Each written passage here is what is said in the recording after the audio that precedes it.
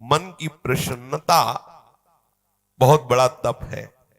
हर समय मन को प्रसन्न रखना बहुत बड़ी साधना है, बहुत बड़ा लाभ है, जिसका हर समय मन प्रसन्न रहता है। जानते हो किसका मन प्रसन्न रहता है? जिसका मन प्रभु से अपनापन कर लिया है। मन को सदैव प्रसन्न रखना है तो भगवत संबंध से ही मन प्रसन्न रह सकता है। ये मन चंचल क्यों रहता है, अशांत क्यों रहता है? ये जितना विषयों का चिंतन करेगा, जितना नाशवान परिवर्तनशील वस्तु व्यक्ति स्थान का संबंध स्वीकार करेगा, उतना ही जलेगा, उतना ही अशांत रहेगा, उतना ही चंचल रहेगा। त्यागाच्छांतिरनंतरम, जितना ऐसा वस्तु व्यक्ति स्थान का राग त्याग करेगा, उतना ही शांत हो जाएगा, उतना ही आनंदित हो जाएगा, उतना ही प्रसन्न हो जाएगा। मना प्रसादः, यदि आप मन को प्रसन्न करना चाहते हैं तो किसी भी व्यक्ति वस्तु स्थान का इसे संबंध न रख ले पावे, ये सावधानी रखना। और होता क्या है, बोले चलो मनोरंजन करते हैं, कहां? किसी व्यक्ति में, किसी वस्तु में, किसी स्थान में, किसी द्रव्य में। होता क्या है, मनोरंजन होता नहीं, एक नई जलन, एक नई चिंता, एक नई कामना, एक नई वासना, एक नया फसाव। चले थे आनंद लेने और फंस गए। हमारा मन प्रसाद, मन प्रसन्न कब होगा? बहुत ध्यान की बात है।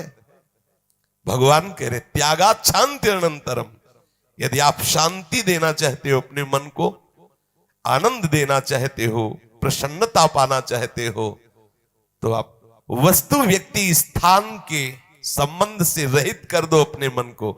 एकमात्र प्रभु के चरणारविंद में आप अपने मन को लगा दो, फिर आप देखें आपका मन सदैव प्रसन्न रहेगा।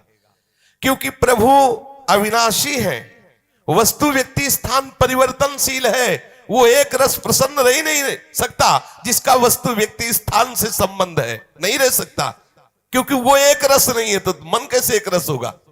वो विनाशी है, परिवर्तनशील है, मूल में दुख है, केवल ऊपर से सुखद दिखाई दे रहा है। मन में अशांति, दुख, क्लेश, बंधन का कारण है किसी वस्तु व्यक्ति स्थान से अपनापन कर लेना। सूक्ष्मता से देख लीजिए, अभी हम यही फंसे हैं, चाहे हम ज्ञानी भगत हो, चाहे प्रेमी भगत हो, अभी केवल मन के भगत हैं, मन को अभी भक्ति के मार्ग में नहीं खड़ा कर पाए। किसी भी वस्तु व्यक्ति स्थान से राग न रह जाना, ये वैरागी का लक्षण है। समस्त वस्तु व्यक्ति स्थान में एकमात्र सच्चिदानंद आराध्य देव को देखना, यह अनुरागी का लक्षण है। हम देखें कि हम ना तो वैरागी है ना अनुरागी है, हम तो रागी है। हर वस्तु व्यक्ति स्थान से हम सुख भोगना चाहते हैं। देख लो, अगर ऐसा नहीं तो फिर मन जाएगा ही नहीं। जब तक सुख की लालसा नहीं, तब तक मन जाने वाला नहीं। इसको जहां जहां सुख का मिलने का भाव है, वहीं वहीं ये जाता है। जब धन, संपत्ति, स्त्री, पुत्र, नाना प्रकार की भोग सामग्री, इनमें हम अपनापन कर लेते हैं तो मन हमारा चंचल हो जाता है। सबका प्रश्न होता है, मन भजन में नहीं लगता, चंचल है मन। चंचल आपने किया है, आपको ही छोड़ना पड़ेगा।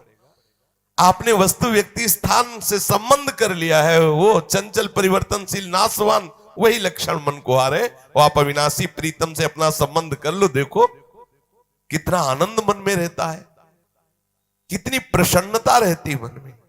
भगवत चरणारविंद का आश्रय लेने वाला हर समय प्रसन्न रहता है, ये पहचान है। भारी से भारी विपत्ति में भी उसका हृदय आनंदित रहता है, क्योंकि ये विपत्ति संपत्ति बाहरी बात है। वो जिस आनंद में मगन है, वहां न विपत्ति का, न संपत्ति का, दोनों का प्रवेश नहीं, न हर्ष न शोक का। इसलिए मना प्रसादा, साधक ध्यान दे संतुष्टा येन केनवा। हर परिस्थिति में मन को प्रसन्न करना सीखे, प्रसन्न रखना सीखे। परिस्थिति में प्रसन्न तभी रह सकते हैं जब भगवत चरणारविंद का आश्रय नहीं। कभी परिस्थितियां किसी को चैन नहीं लेने देती, कभी संयोग, कभी वियोग, कभी हर्ष, कभी शोक, कभी अनुकूल, कभी प्रतिकूल, कभी मान, कभी अपमान, इसी द्वंद्व में हम पिसते रहते हैं। तो मन कहां प्रसन्नता का अनुभव कर पाता है। मन की प्रसन्नता के लिए सांसारिक वस्तु, व्यक्ति, परिस्थिति, देश काल, घटना आदि को लेकर के हम अपनापन, अहम करके उसे ना माने। जैसे ये व्यक्ति मेरा है, ये वस्तु मेरी है, ये स्थान मेरा है, ये अमुक अमुक मेरे। अब आपका मन प्रसन्न नहीं रहेगा, जलेगा, अशांत रहेगा।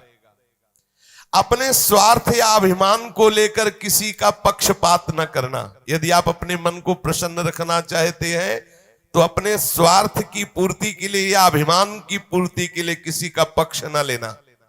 किसी का मंगल करने के लिए, किसी को आनंद प्रदान करने के लिए हम भले सलाह दे दें, लेकिन अपना अहंकार पोषण करने के लिए, अपने स्वार्थ की पूर्ति के लिए हम पक्षपात न लें। नहीं, हमारा मन प्रसन्न नहीं रह पाएगा। मन को सदा दया भाव से युक्त रखे, क्षमा भाव से युक्त रखे। दूसरों को कैसे हम सुख पहुंचावें, ऐसे मननशील बने। सदैव सुख देवे को चाव चित, सब सोहित निष्काम। सबको सुख पहुंचाऊं लेकिन किसी से सुख पाने की लालसा ना हो, मन प्रसन्न रहने लगेगा। मन में जब दूसरों के हित की भावना होती है तो प्रसन्नता का प्रादुर्भाव होता है। और सदैव मन को प्रसन्न रखने के लिए थोड़ा भोजन पाना सीखें, कम बोलना सीखें, कम सोना सीखें और सदैव भगवान नाम जपना सीखें। अखंड प्रसन्नता आ जाएगी।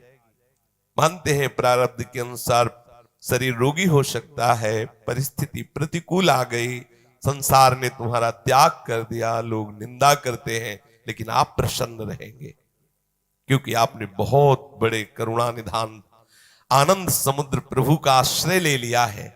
उस आश्रय में जो बाधक भाव है उनका त्याग कर दीजिए। अधिक भोजन करने वाला कभी प्रसन्न नहीं रह सकता। और बड़ी विचित्र ये जिह्वा है, ऊब गए भगवान। रोज इसे पवाओ, लेकिन रोज नए नए पदार्थ, पेट बढ़ता चला जा रहा है, मांस पेशियां बढ़ती चली जा रही, कब्ज बढ़ती चली जा रही है और जिह्वा खाते खाते बूढ़ी होने जा रही, फिर भी और खाओ और खाओ। पता नहीं कब तक खाओ खाओ खाओ। भोजन पर साधक ध्यान दे, नहीं तो आनंद का जो विषय मन की प्रसन्नता है वो आप नहीं धारण कर पाएंगे। बोले हित परमित भोजी, थोड़ा सरल, स्वाद रहित, स्वास्थ्य वर्धक, सतोगुणी भोजन पाया जाए। स्वाद रहित भोजन बहुत आवश्यक है भजन मार्ग में, बहुत आवश्यक। ये अधिक मीठा, चटपटा, खट्टा, ये वो सब कामोत्तेजना पैदा करता है, कब्ज बनाता है, मन को चंचल करता है। कई तरह के भयानक ऐसे दोष जो हमारी साधना में हानिकारक है। पक्का समझ लीजिए, ये अनुभूत बात कहते हैं। भोजन जितना सरस होगा, भजन उतने चौपट होगा। पक्का समझ लो। ये भोजन बहुत घातक वस्तु है, बहुत घातक वस्तु है। साधक इस बात पर ध्यान दे, ये भोजन हमें मारे डाल रहा है। हमारा जीवन भगवत प्राप्ति के लिए है और ये आज पा लिया, वो पा लिया, ये गुलाब जामुन, ये लड्डू, ये वो, बस बुद्धि में विचलता, भगवत चिंतन रहित और नाना प्रकार की वासनात्मक खेल की कामनाएं, कल्पनाएं, ये भोजन के कारण। बहुत आवश्यक है भोजन सुधारना।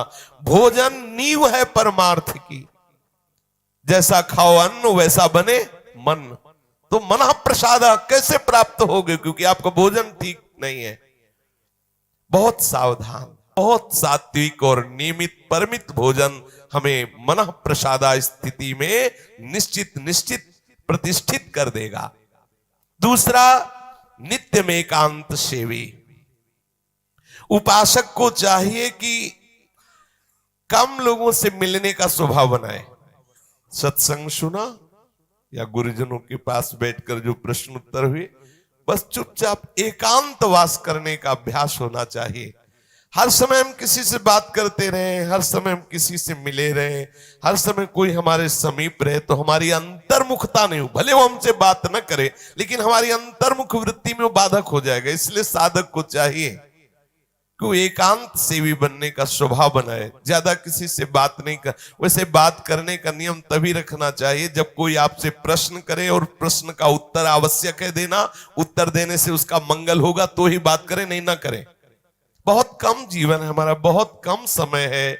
हम अगर व्यवहार प्रपंच की सत्ता को सत्य मानकर केवल यही हमारा कर्तव्य है, यही ऐसा व्यवहार का निर्वाह करना, तो हम भगवत साक्षात्कार कब करेंगे? कब हमारे हृदय में वो अखंड प्रसन्नता, कब हमारे हृदय में वो अखंड विकलता भगवत साक्षात्कार की होगी? और बोले वाणी से हितकर मृदु वचन बोले, एकांत सेवन करे और नींद भी एक नियमानुसार करे। स्वल्प निद्रा विहारा, स्वल्प सोने का समय बनाए। 24 घंटे में 5 घंटे बहुत है शयन करना, बहुत है, मतलब बहुत हो गया 5 घंटे। 6 घंटे तो उनको जो बहुत शारीरिक श्रम करते हैं, 7 घंटे मतलब खत्म। अब इसके आगे साधक शब्द नहीं लगेगा। 6 घंटे तक तो मतलब बहुत हो गया कि बहुत श्रम करता है, इसलिए ठीक है। 7 घंटे मतलब प्रमाद स्थिति आ गई, 7 के बाद तो प्रणाम है, फिर तो कोई बात ही नहीं है। अब आप देख लो किस श्रेणी में आप हैं। उत्तम साधक 4 घंटे में हो जाता है, ठीक है। 5 घंटे, 5 घंटे पर्याप्त है। और जिनको बहुत शारीरिक श्रम होता है वो 6 घंटे, और कुछ तो ऐसे होते हैं कि हर घंटे में झपकी, हर घंटे में आनंद। हाँ, समाधि भाव को, निद्रा समाधि स्थिति, व्यास भरोसे कुंवर के सोत पाव प्रसाद। सत्संग हो रहा है, थोड़ी ढिलाई हुई, बस गए, समाधि में गए बिल्कुल। हाँ, मक्खी भन बनाए चाहे मच्छर बल बनाए चाहे महात्मा भन बनाए, कोई फर्क नहीं पड़ता। अपने निद्रा समाधि स्थिति, आओ समाधि भीतर। स्वामी हरदास जी कहते, मनी उतना डुलाओ, आओ समाधि। आ गए तो थोड़ा सावधान करे। स्वल्प निद्रा विहारा, और घूमने फिरने का भी एक नियम होना चाहिए। आपकी दिनचर्या एक नियमित होनी चाहिए।